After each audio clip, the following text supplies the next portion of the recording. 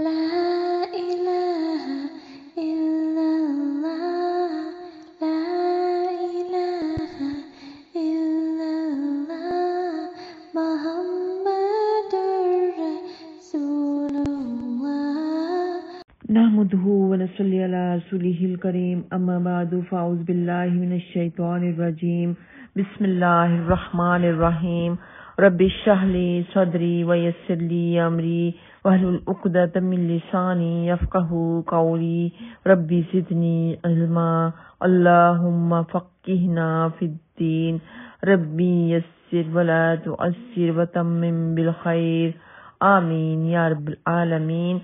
السلام علیکم ورحمۃ اللہ وبرکاتہ۔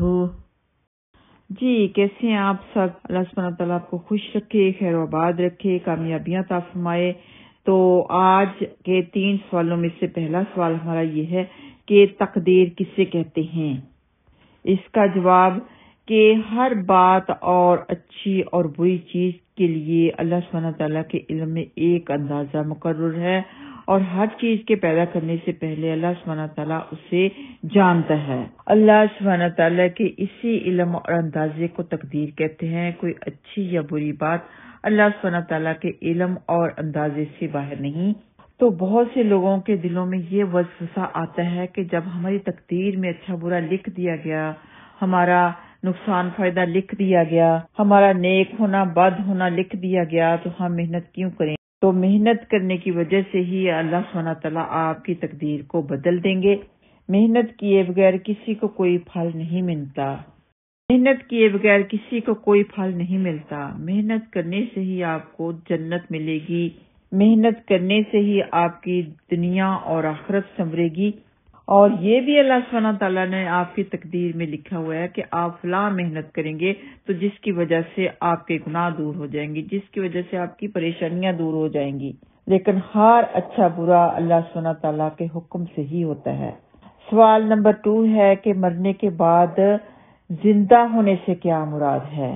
تو اس سے مراد یہ ہے کہ قیامت میں سب چیزیں فنا ہو جائیں گی، پھر اسرافیل علیہ السلام دوبارہ سور پھونکیں گے تو سب چیزیں موجود ہو جائیں گی، آدمی بھی زندہ ہو جائیں گے، میدان حشر میں اللہ سبحانہ تعالیٰ کے سامنے پیشی ہوگی، حساب لیا جائے گا اور اچھے برے کاموں کا بدلہ دیا جائے گا۔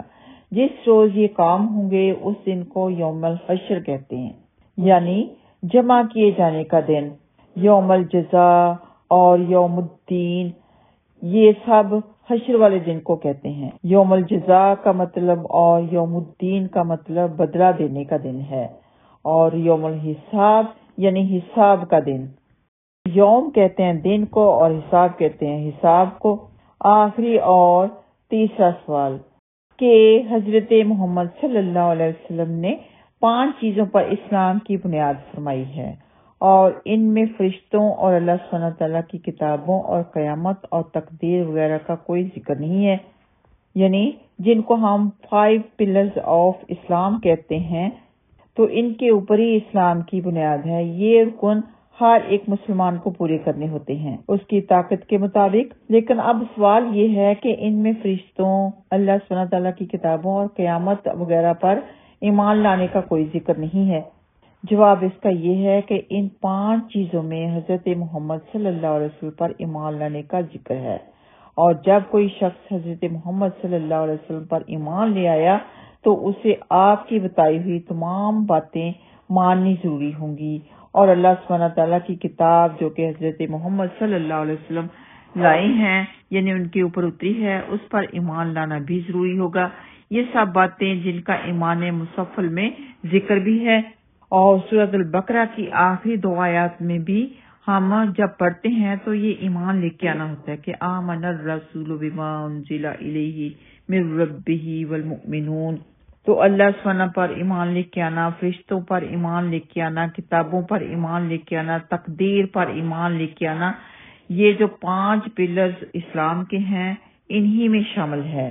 جب انسان نے یہ پورے کر لیے تو انہی میں یہ سب ایمان لے کے آنا ہو گیا۔ آپ سب اپنا خاص خیال رکھیے، دعاؤں میں یاد رکھیے۔ وآخر دعوانا ان الحمدللہ رب العالمین۔ السلام علیکم ورحمۃ اللہ وبرکاتہ۔